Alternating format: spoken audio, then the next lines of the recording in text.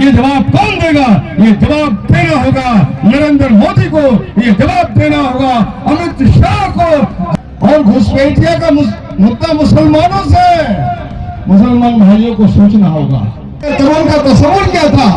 आज झारखंड क्यों उजड़ा है? आज झारखंड क्यों मायूस है? आज झारखंड की जनता क्यों लांछित सा महसूस कर रही है? और झारखंड की जनता का मजाक क्यों उड़ा रहा है? ये जवाब कौन देगा? ये जवाब देना होगा नरेंद्र मोदी को, ये जवाब देना होगा अमित शाह को। झारखंड की जनता का वोट को लूट के तुमने झारखंड के जनता और झारखंड को लूट का चारागाह बना दिया, और इसी लूट के चारागाह की हिफाजत में झारखंड की जनता खड़ी है, झारखंड की सरकार खड़ी है, और झारखंड की सरकार का नेतृत्व हेमंत सोरेन जी भी खड़े हैं। ये मुद्दा क्या हो रहा है? झारखंड का विकास नहीं हुआ, ये मुद्दा नहीं है। बंगाल में चुनाव करने जाते हैं, बंगाल की बदहाली ये मुद्दा नहीं है। मुद्दा है घुसपैठिया। आसाम में इनकी सरकार चल रही है, आसाम की जनता की बदहाली का जवाब इनको देना है, नहीं घुसपैठिया। अब झारखंड में भी वही घुसपैठिया मुद्दा आ गया। क्या सचमुच में झारखंड में घुसपैठी मुद्दा है? और घुसपैठिया का मुद्दा मुसलमानों से, मुसलमान भाइयों को सोचना होगा कि किसी एक व्यक्ति मुसलमान के रूप में उम्मीदवार बन जाता है, मुद्दा नहीं है। हिंदुस्तान के कॉन्स्टिट्यूशन में हिंदुस्तान की जनता को जो अधिकार है अपनी जान की हिफाजत का, धन दौलत की सुरक्षा का और सम्मानजनक जीवन जीने का, एक सम्मानित नागरिक अधिकार का, इस पर कौन सवाल उठा रहा है? और इस सवाल जब उठ रहा है तो संविधान का खिलवाड़ हो रहा है, संविधान पर बुलडोजर चलाने की मंशा है, और मनुस्मृति लागू करने का इनकी जो आने वाले दिन की प्लानिंग है यही जाहिर होता है। इसलिए किसी एक मुसलमान मुझे वोट दे दो, मैं मुसलमान हूं, मुझे वोट दे दो, मैं मुसलमान हूं, नहीं, मुसलमान होने की हैसियत से हम वोट नहीं मांगते। मैं महबूब आलम जहां से आता हूं, अगर आप लोग जानते होंगे, आप लोगों में से कुछ लोग अगर सिलीगुड़ी आसाम जाते होंगे तो आज की तारीख तक जनार्दन जी बारसोई जंक्शन में आपको जाना ही होगा। अभी बारसोई जंक्शन से रेल का कोई विकल्प नहीं है। बारसोई से राधिकापुर जाती है गाड़ी, हिंदुस्तान उस पार है पार्वतीपुर। 30 किलोमीटर की दूरी पर बांग्लादेश है, 30 किलोमीटर की दूरी पर बांग्लादेश है। हमने बिहार विधानसभा में कहा कि अगर घुसपैठिया का सवाल उठाते हो, अगर मुसलमानों पर इल्जाम लगाते हो, अगर बांग्लादेशी का सवाल उठाते हो, तो बिलासपुर से लेकर चापाखोल तक 70 किलोमीटर का बंगाल का बॉर्डर है, और वहां से मुश्किल से 30 किलोमीटर दूरी पर बंगाल है। तो घुसपैठियों को शिनाख्त करने के लिए बिहार विधानसभा की एक कमेटी बने, और उस कमेटी में भाजपा रहे, जदयू रहे, आरजेडी रहे, कांग्रेस रहे, मैं भी उसमें रहूंगा। एक भी अगर बांग्लादेशी मिल जाएगा उसको हम लोग शिनाख्त करेंगे, मेहमान नवाजी करेंगे, और बेगम हसीना को खबर देंगे कि आपका एक नागरिक यहाँ आ गया है, भूले भटके, थोड़ा बॉर्डर है, तो आप इसको ले जाइए। और बांग्लादेश के लोग क्यों आएंगे आपके यहाँ? बांग्लादेश की जीडीपी बढ़ गई, बांग्लादेश की जीडीपी बढ़ गई।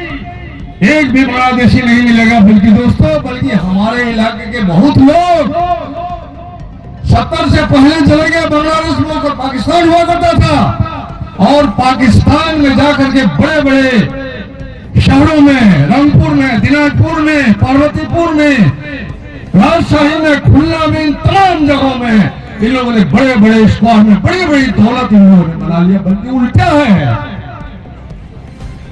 और यहां घुसपैठिया का सवाल उठाता है। इसलिए दोस्तों, हमने बिहार विधानसभा में कहा, हमारी पार्टी के बिहार के सचिव कुणाल जी से मैंने इजाजत ली कि अब अल्पसंख्यक, माइनॉरिटी, अकलियत फकलियत कुछ नहीं है, निशाना है मुसलमानों पर। बिहार विधानसभा मैंने बयान दिया, the meaning of minority has been reduced only to the meaning of being मुसलमान। मुसलमान को टारगेट करना है लोग, मुसलमान से नफरत है इनको। बाकी आम जनता में जाके देखिए, मेरे गांव की बात देखिए, शिवानंदपुर मेरा गांव है। एक छोटी सी चौधरी लोगों की जमींदारी थी। अशोक कुमार चौधरी ने आज तक अपनी जो जमीन की निगरानी करने के लिए अपना विश्व साथी हमारे गांव का अनवर को रखा है। वो अनवर मुसलमान है, मेरा चचेरा भाई है। आम जनता पे कोई बात नहीं है दोस्तों। ये लोग सिर्फ वोट को लूटने के लिए, आप पर हुकूमत करने के लिए, आपके संसाधनों का अंबानी अडानी को सौंपने के लिए ये अंबानी अडानी का तलवा चाटता है, जूता साफ करता है। इन लोगों को जवाब देना होगा। इन लोगों की मर्जी से इस देश की आजादी नहीं मिली है। इस देश को आजाद यहाँ की जनता ने, झारखंड की जनता ने अपनी कुर्बानी देकर बिरसा मुंडा, सिद्धू कान्हू, चांद भैरव, तिलका मांझी की शहादत पर यह देश आजाद हुआ है। तुम गुनाह नहीं कर सकते। और आपको अपनी सरजमीन की हिफाजत के लिए एक चौकीदार की जरूरत नहीं है। जो आप सोते हैं और चौकीदार चोर के साथ दोस्ती करके इस धन दौलत को लूटने वालों को भगाते हैं विदेश में, वैसे चौकीदार की जरूरत नहीं है। आपको एक सिपाही की जरूरत है, दिलेर बहादुर सिपाही की जरूरत है, राजकुमार यादव की जरूरत है, जो आपके धन दौलत जान माल की हिफाजत के लिए अपनी जान कुर्बान कर देगी, लेकिन वो दुश्मनों के साथ समझौता नहीं करेंगे। इसलिए दोस्तों मैं बहुत ज्यादा नहीं मानूंगा। मुसलमान होने का दर्द भी मैं महसूस कर रहा हूं, क्योंकि मैं भी इत्तेफाक से मुसलमान हूं। महबूब आलम मेरा नाम है, लेकिन हमको तो अपनी पैदाइश पर कोई हक नहीं था। किसी को अपनी पैदाइश पर हक नहीं था दोस्तों। इसलिए मेहनत का सामान ने जो इस देश को खूबसूरत किया, उस मेहनत में सबसे ज्यादा जो आदिवासी जनता का जो कुदरती मेहनत है। हमारे इलाके में जब खेल होता है फुटबॉल का, तो 40 किलोमीटर 50 किलोमीटर का जो आदिवासी टीम वो लोग जीतते हैं, इसलिए खेला नहीं हुआ है। अरे तुमने बेचने और खरीदने की सौदागरी शुरू की है। खेल तो शुरू होगा अभी 20 तारीख को। खेलेगी जनता, और झारखंड की जनता से तुम जीत नहीं सकते हो। इसलिए झारखंड की अस्मिता हिफाजत के लिए, संविधान की हिफाजत के लिए भाकपा माले का जो उम्मीदवार है, जो सिपाही है राजकुमार यादव, उसको अपना वोट देके आप आजमाइए। वक्त आने दे, बता देंगे तुझे है आसमां। हम अभी से क्या बताए, क्या हमारे दिल में है। एक बार राजकुमार यादव ने अपना इम्तिहान दिया है 5 साल, और अब तक वो इम्तिहान दे रहा है। आने वाला दिन में भी वो अपनी जान कुर्बान कर देंगे। यकीनन राजकुमार यादव से धोखा नहीं होगा, विश्वासघात नहीं होगा। इसी उम्मीद के साथ 20 तारीख को 3 तारा का झंडा जो 7 नंबर में है, उनको दे करके भारी मतों से विजय बना करके अपने विधानसभा का नाम रोशन कीजिए। और जो बिक गया वो खरीदार हो नहीं सकता। आप पूछिए बाबूलाल मरांडी को, आपने उस पर भरोसा किया था। हमारे मायावती के साथियों ने भरोसा किया कि बड़े कद्दावर नेता है, दिग्गज नेता है। भाजपा ने लात मार के फेंक दिया है इनको। बिहार विधानसभा में थे हमारे साथ 2000 में, और वो रो रहे थे अपनी बदहाली की दुहाई दे के आपके वोट को उन्होंने लूट दिया, और लूट लिया, और लूट के वो बिक गया भाजपा के साथ। और आज भाजपा जब पूरे भारत में विकास, अस्तित्व, अस्मिता, महंगाई, बेरोजगारी, इन तमाम सवालों को दरकिनार करके सिर्फ सांप्रदायिक और फांसीवादी मुद्दा के नाम पर वोट लूटने चाहता है, उसके साथ खड़ा है। कहां बिकोगे तुम लोग? ये विजय माल्या के पास बिका है, नीरज मोदी के पास बिका है, मेहुल चौकसी के पास बिका है।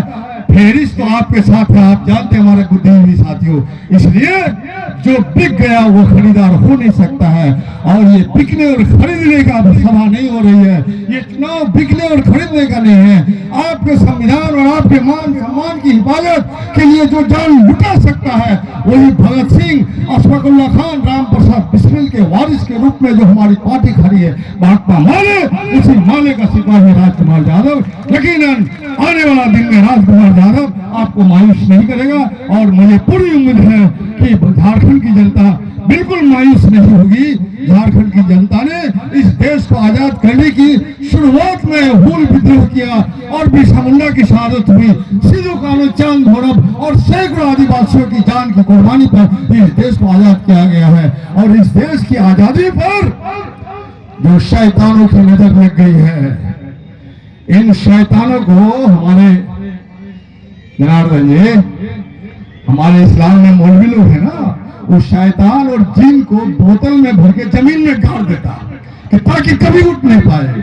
इसी तरह भाजपा वाले को यहाँ झारखंड में वो बोतल में भर के इस शैतानों को जमीन में गाड़ देना है और पूरे हिंदुस्तान को नई रोशनी देगा।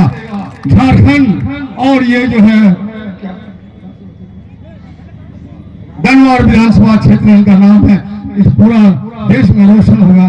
इसी उम्मीद के साथ मैं आपसे एक बार फिर आग्रह करता हूं।